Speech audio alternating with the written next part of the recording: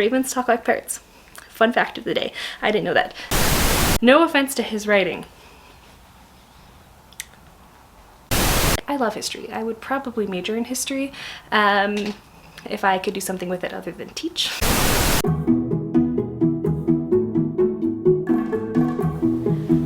What's up? It's Ashley. I'm here to film my January TBR. It is a little bit late in January as I film this because time management skills are lacking this so far in 2022. Anyway, so I finished 2 books already. Those books are 12 Dates of Christmas by Jenny Bayliss, and then Educated by Tara Westover. 5 out of 5 stars. So the rest of the books listed are books that I would like to get to in the month of January, which I have a full 22. I have 22 days left of January from the point that I'm filming this.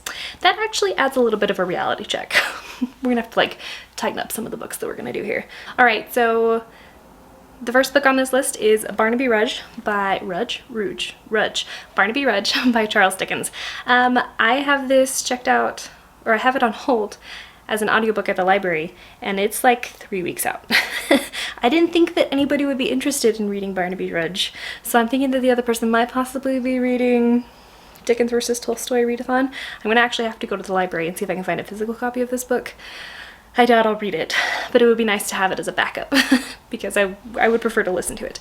I am about 30% of the way through this book. I had to return it before I finished it. I'm actually enjoying this quite a lot. There is a talking raven. Ravens talk like parrots. Fun fact of the day. I didn't know that. So I'm enjoying this book a lot, and I'm reading it for the Dickens versus Tolstoy readathon. I don't think this is the actual book for January, but I'm only reading the Charles Dickens picks, and I think I'm ahead, and I would like to stay ahead. So that's one of the books I want to read. Also, I should mention, all of these are audiobooks that I'm planning on listening to. I split it up into audiobooks and physical books. So audiobooks that I will possibly get to. So the next book is Majesty by Katherine McGee. This is the sequel to American Royals. I read American Royals early last year. Still haven't picked up the sequel. So here we are. This story picks up following where we left off in the first book with our main girl. Man, I don't remember any of the names of the characters. It has been too long. But I think it'd be even longer to wait for the first one to finish. So essentially this story covers what would have happened if George Washington had decided he wanted to be the first king of America and had created a monarchy with a kinder government system, I think. And we follow several generations later with the famous Washington family, and we have all of the 3 children who are deeply involved in all the romances and plot intricacies going on. I loved everything about this book and all of the characters. She switched viewpoints a lot, and normally I don't like that, but she did it so masterfully and so well. So I'm excited to pick this one up. It's a romance. It's continuing on with lots of other romances that were already brought up, and there's just a lot of drama that I need resolved. So I'm excited for this one. Next we have The Blue Castle by L.M. Montgomery. This is from the same author who wrote Anne of Green Gables, and this is considered one of her few adult novels, while the rest of them would probably be considered as middle grade or YA novels. This follows Valency Sterling, who is 29 years old and considered an old maid. She's never had any sort of romance. She spends all of her time listening to what her mother and her aunts tell her to do, and one day she realizes that she is not happy in her life, and she decides enough is enough. So she starts to judge her family objectively. She starts to realize, I don't really like these people, and she decides to move out, and this is her coming of age story, but as a 29-year-old. I think there is a romance involved in this, but most of the plot summaries that I've read, it's mostly talking about coming into herself and becoming more of herself. I'm all about that. If there happens to be romance, good for me, yay for me. I'm actually really excited at this. I've listened to the first 20 minutes of this. It just came in for me at the library, so this will probably be one of the next books that I pick up, and I like the narrator, and I like the way it's written. I haven't actually read Anne of Green Gables, so this would be my first step into that world, and I'm pretty excited for that. The last audiobook that I have on this list is A Great and Terrible Beauty by Libba Bray. I've read Beauty Queens by Libba Bray, and I absolutely loved it. I tried The Diviners. I gave it like a 10-minute shot on audio, and I didn't like it. I realized with audiobooks I need to give them probably maybe an hour's worth of time before I throw them out. So I need to give that one another try. Anyway, back to A Great and Terrible Beauty. This book is, I've listened to the first 2 chapters and I'm pretty intrigued. So this story is basically boarding school Victoria, England, with a supernatural twist. So I'm not really sure what the supernatural twist is. I just know that we're following a main girl. She lives in India, and after her mother dies, she's shipped away to boarding school in England, and there's a mysterious man who is following her. He's sent to protect her, but she's not really sure what's going on, and then she makes friends with some pretty powerful people, and from there, I have no idea where this is going. I don't think there's any romance in this.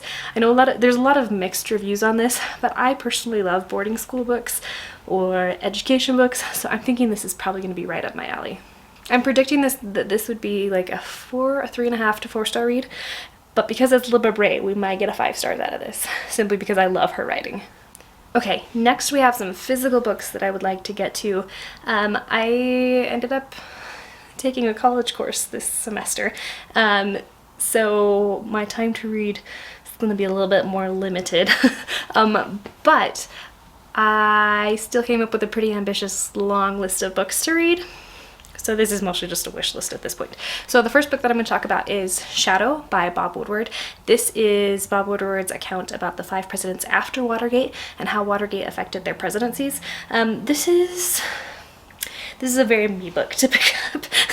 I'm deeply interested in history. I love history. I would probably major in history if I could do something with it other than teach. Anyway, so this subject is interesting. I love Bob Woodward as a writer. I found this book at the DI. There's unfortunately not an audiobook available at my library to go with it, so I'm going to have to physically read it. This is probably going to be my go-to-sleep book for the next 4 to 5 months. It's worked the last 3 nights in a row. I've not yet managed to read more than 10 pages in this book without falling asleep. I do think the subject material is interesting, but it's not like it's riveting. Let's put it that way. I think it's interesting enough to learn about, but it's going to be a slow read. So I'm going to just slowly grind that out. So I'm going to read the book that I really want to read until I need to start going to bed, and then I'll read the book Shadow. So then I'll just pass out. No offense to his writing. It is just very soothing, very calming. We'll go with that. Alright, next we have Royal Assassin by Robin Hobb. This is the second book in the Farseer trilogy. I think that's the name of the trilogy. I started this book in November. I got 3 chapters in, went, I like this, but I'm not in the mood for this.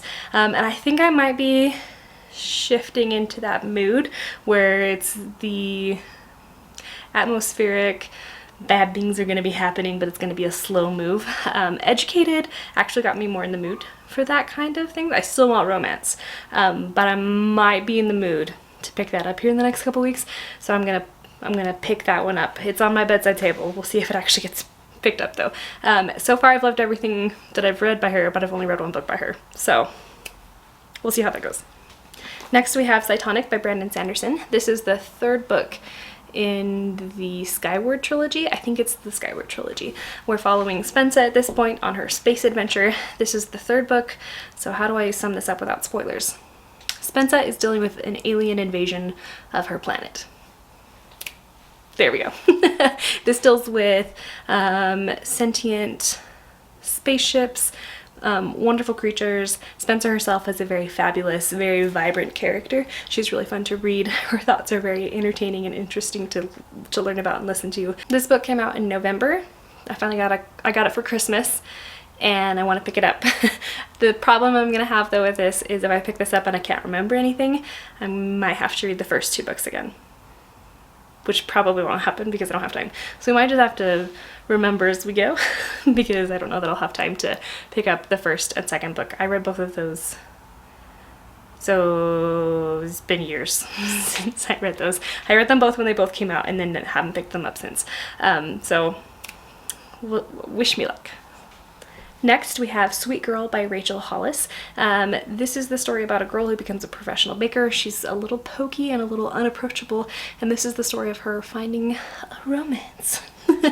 I picked this, honestly, I bought this because it's Rachel Hollis. I've heard a lot of people review her fiction books and they say that her fiction work is actually quite good, and as opposed to her nonfiction side hustle, big hustle, MLM businesses off to the side.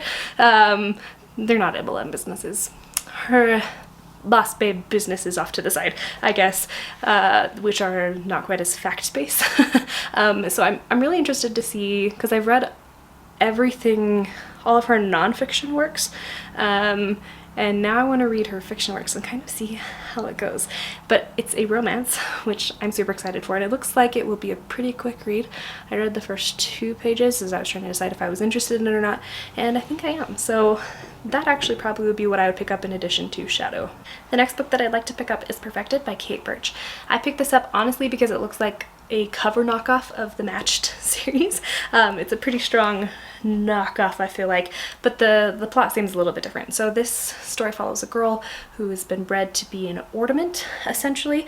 I don't think it's an arranged marriage. I think it's a forbidden love. It's the forbidden love trope. And she starts to fall in love with the owner because she's technically property, and it's forbidden for her to fall in love, and I'm not sure if he falls in love with her too. I could see myself being really interested in this depending on how well the writing is. I need to read this book because it's been sitting on my shelf for like 3 years. I found it in a little library and picked up all the copies, but if I don't like it, then I'd like to get rid of it. I hope I like it, because if so, it's a book of 3 and I own all 3 books, so I could just rip through all 3 of those. So here's the key. I really want to read romance, and if I can get romance books that I'm super interested in, I'll probably read a lot this month. If I can't get my hands on anything that I'm interested in, it's going to be a slow month for reading. So in terms of that, the classic that I want to work on this month is going to be a love story. So I either want to pick up Mansfield Park or Jane Eyre. So Mansfield Park by Jane Austen or Jane Eyre by one of the Bronte sisters. Gosh dang it, Emily Bronte? Charlotte Bronte? The copy's in my room, I can't remember. Author here. Both of these are love stories. I haven't read Mansfield Park. This is the last Jane Austen book that I haven't read yet, and I really want to finish it so that I can decide which one is my favorite. But Jane Eyre I studied in college, and I love this story. I love the Victorian vibes that it has, and I'm excited to re-enter that world. This list was a lot longer, but I definitely did some editing as I'm filming here. So we're gonna stop here, and what I really want is to just read a lot of books, probably like Sweet Girl, probably like Perfected. So I should just focus my energy on that and just listen to things on the side. So maybe we won't get to a real Assassin, maybe we won't get to Cytonic. Let's just embrace it. I need to just tell myself that that's okay. That's everything I have for this video. Wish me luck. I'll talk with you all in the comments down below and in another video. Bye!